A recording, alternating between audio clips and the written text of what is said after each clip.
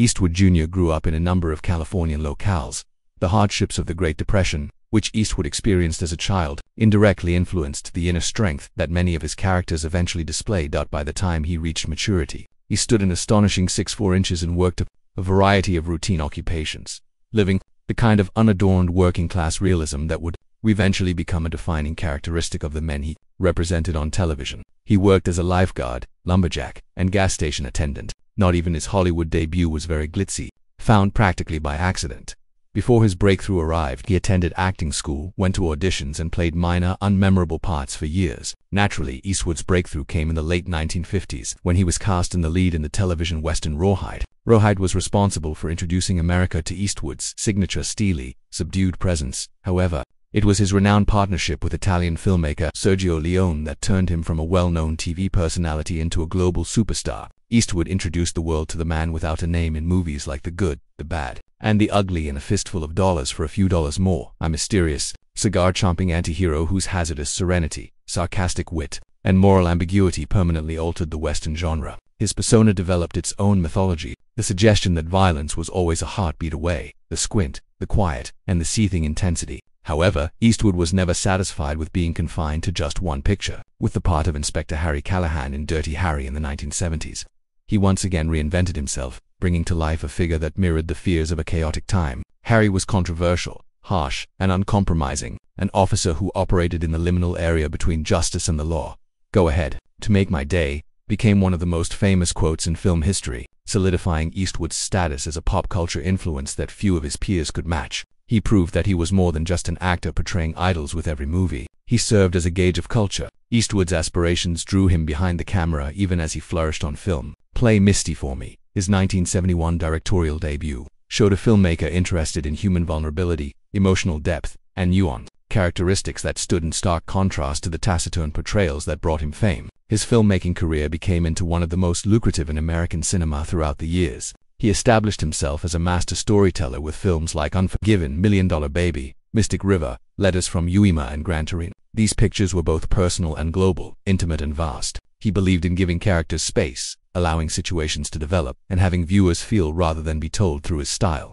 Leisurely pacing, restrained emotion, and obvious moral conflict. Clint Eastwood made a spectacular comeback to the big screen in 2018 with The Mule, which not only demonstrated his enduring skill as a director but also featured his first on-screen appearance in 6 years. Inspired by the incredible true story of Leo Earl Sharp Sr., an apparently normal World War II veteran who became involved in the perilous world of drug trafficking for the notorious Sinaloa cartel. With its unique fusion of tension, sensitivity, and Eastwood's trademark emotional restraint, the movie captivated viewers. It was an exciting moment for devoted supporters. Eastwood had not starred in a film since Gran Torino in 2008, nor had he performed since Trouble with the Curve in 2012.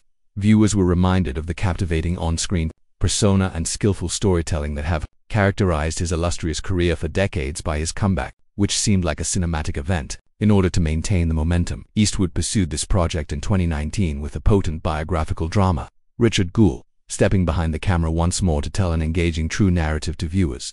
The film, which examined the terrifying experience of Jules, the security officer wrongfully implicated in the 1996 Olympic bombing in Atlanta, struck a powerful chord with both viewers and critics. In addition to receiving tremendous praise for her portrayal of Jules's loving mother, Kathy Bates was nominated for both the Academy Awards and the Golden Globes, additional evidence of Eastwood's ability to elicit performances, deserving of awards through his subtle yet incredibly powerful directing technique. Eastwood, who never slows down, maintained his stellar late-career run in 2021 with Cry Macho, a contemplative neo-stern drama that put him at the forefront of the narrative once more. Despite getting mixed reviews and falling short of box gross targets, the movie provided something unquestionably unique, an almost melancholy, reflective performance by one of Hollywood's final great icons. Eastwood continued to push himself artistically at a time when most actors have long since left the spotlight, producing movies that encourage viewers to consider aging, repentance, and the tough attitude that has always characterized his work. A young, aspirational Clint Eastwood, who was still in the early phases of his developing acting career, wed Maggie Johnson. On December 19, 1953, their partnership would last for more than 3 decades. Having started when Eastwood was gradually establishing himself in Hollywood, the couple had 2 children while they were married. Allison, born in 1972, grew up in the shadow of Eastwood's burgeoning fame, while Kyle, born in 1968, would eventually follow in his father's footsteps into acting. Despite the public perception of a happy family life, Eastwood's marriage gradually deteriorated due to both his personal decisions and the demands of his demanding work. The couple's 31-year marriage ended in 1984 with their separation. Maggie Johnson reportedly received between $25 million and $30 million as part of the divorce settlement, according to reports, which is indicative of Eastwood's immense popularity and the financial prominence he had attained by that point. A number of intricate relationships and affairs that would characterize Eastwood's later decades were made possible by their separation, which was a turning point in his personal life. Eastwood had a relationship with Roxanne Tunis, a woman outside of the Hollywood spotlight. From 1959 to 1973, the connection was important in forming Eastwood's personal story, even if it remained more private than his subsequent high-profile liaisons. Eastwood fathered Kimber, a daughter born in 1964, with Tunis. This time frame demonstrated Eastwood's tendency to sustain love relationships, in tandem with his developing profession, even prior to his life coming under continual public scrutiny. The arrival of Kimber also brought to light Eastwood's growing family obligations, in contrast to his burgeoning Hollywood job, which frequently required his time and attention. Actress Sandra Locock and Eastwood moved in together in 1975, and their relationship would go on to become one of the most well-known and well-watched periods of his life. In addition to their love relationship, Latch and Eastwood's extended work partnership made them one of Hollywood's most talked-about couples together. They starred in a number of movies, including well-known ones that Locock starred in and Eastwood directed, like Bronco Billy 1980 and The Outlaw Josie Wales 1976.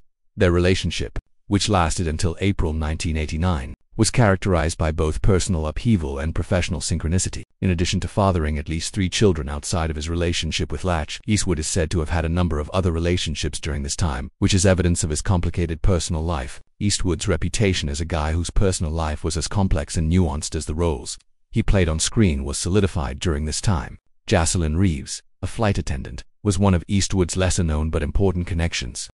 2 children were born out of this romance, which was mostly kept private at the time, Catherine in 1988 and Scott in 1986. The fact that these kids were born around the end of his engagement with Sandra Locock that highlights the complexity of Eastwood's personal life and the difficulties of juggling several family obligations. With a hard film career, in the early 1990s, after his long-standing relationship with Latch ended, Eastwood started seeing actress Frances Pfizer, despite being shorter-lived than some of his prior relationships. Their romance ended in 1993 with the birth of Francesca, a daughter. This engagement illustrated Eastwood's continuous trend of establishing relationships with women in the entertainment sector and brought attention to the continuous growth of his family's network. Eastwood got married for the second time on March 31, 1996, this time to television reporter Dina Ruiz. Later that year, Morgan Eastwood, their daughter, was born, expanding his already large family by 1 generation. But when their relationship deteriorated, Ruiz made it public in August 2013 that the two were no longer living together. Eastwood's second official marriage ended in 2014 when the couple's divorce was formalized. Clint Eastwood, who is an extraordinary 95 years old, has reached a stage in life where his observations are weighted, deliberate, and honed by decades of life experience.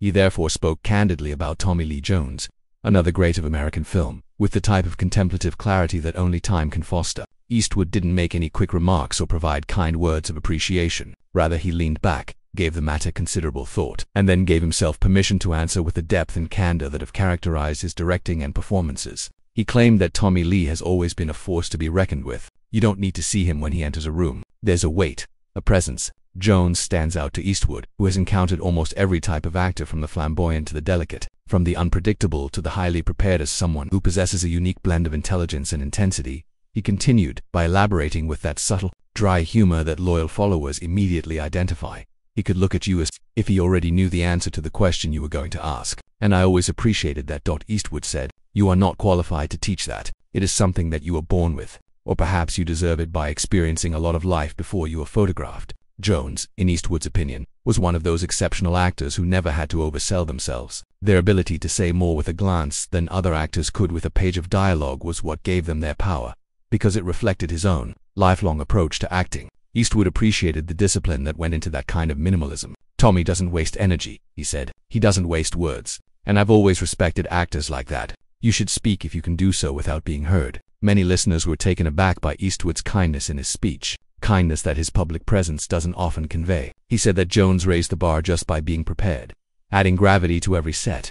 According to Eastwood, he takes the task seriously. The art, not himself, not the publicity, and not all the commotion surrounding it. It's not common. people tend to forget how uncommon that is. Eastwood, who has spent more than 70 years influencing American cinema, understood that Jones shared his dedication to professionalism. Their careers followed parallel trajectories in an industry that underwent significant upheaval due to shifting trends, changing audiences, and changes in Hollywood culture, even though they rarely crossed paths directly. Both men adhered to a craftsmanship-based philosophy. As he went on, Eastwood considered how perspective shifts with age. "When you reach my age," he acknowledged, "you begin to value those who have remained loyal to themselves." Tommy is among those individuals. He refused to give in to every pressure from Hollywood. He remained true to himself, and as a result, his art will endure. In addition to expressing appreciation, Eastwood's voice also conveyed a sense of camaraderie, acknowledging another survivor of a field that frequently treats people unfairly for refusing to make concessions. He used a straightforward yet impactful statement to wrap up his ideas. "I always held him in the highest regard." Eastwood's statements ultimately functioned as a recognition and homage to a common heritage. Two guys with distinct upbringings but similar instincts reached the highest level of their professions via talent, perseverance, and an unrelenting commitment to authenticity. Eastwood is 95 years old and has nothing more to prove. Perhaps this is the reason his remarks regarding Tommy Lee Jones seem so profound, honest, sincere, and delivered with the authority of a legend looking back on another